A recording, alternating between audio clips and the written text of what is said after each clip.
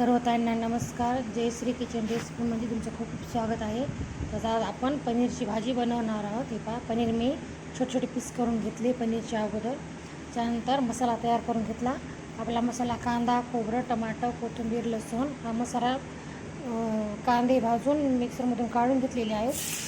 त्यानंतर आपण आता कढई ठेवलेली आहे गॅसवरती. तेल टाकलेलं आहे. तेल तुमच्या आवडीनुसार तुम्ही टाकू शकता. मी थोडं तेल टाकलेलं आहे. नंतर लागेल जसं टाकत राहते मी. बघा, छोटे छोटे पीस केलेले पनीरचे आहेत ते थोडे फ्राय करून घ्यायचे तेलामध्ये.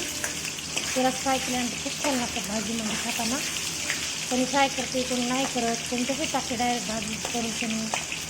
आता आपल्याला नंतर गिरवी करायची आहे, त्याच्यामुळे ते मसाला वगैरे सगळं मी अगोदर मिक्स करून घेतली.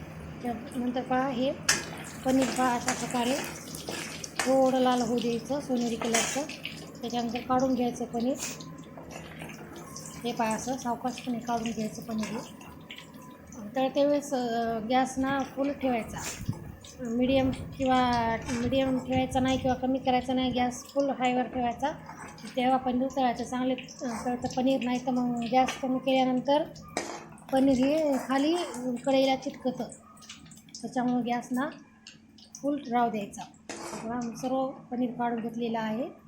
आता तशाच प्रकारे सर्व पनीर मी तळून घेते. आता एवढा का व्हिडिओ दाखविला नाही मी, सर्व असं तळायचा एवढाच दाखवलेला आहे. आता बाकीचं राहिलेलं पनीर मी तळून घेते नंतर. तर व्हिडिओ कसा जास्त मोठा होऊन जातो, तेवढा व्हिडिओ मोठा कोणी पाहत पण नाही, खूप कंटाळतात. हे पहा, हे सर्व पनीर तळून घेतलेलं आहे. आता राहिलेला तेल जे आहे त्याच्यामध्ये आपण मसाला टाकलेला आहे. कांदा, लसूण, कोथिंबीर, टमाटे, खोबरं सर्व भाजून घेऊन मिक्सरमध्ये बारीक त्याची पेस्ट करून घ्यायची.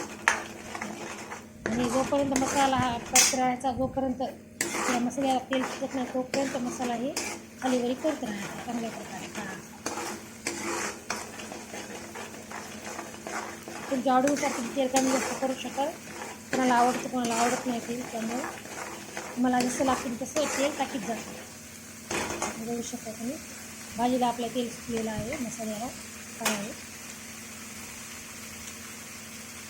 तडका बसण्यासाठी गॅस फ्लेमला हाय ठेवायची. गॅस आपला कमी करायचा नाही, काही नाही. बघू शकता तुम्ही मसाला कशा प्रकारे आपलं तेल सुटलेलं आहे. अशा तेल सुटल्यानंतर आपण नंतर दुसरे आपले मसाले, तुम्हाला जर दुसरे काही मसाले टाकायचे तुम्ही टाकू शकता. मी त्या मसाले वगैरे जास्त टाकलेले नाहीत, त्यांचे काही नाही. बघू शकता तुम्ही.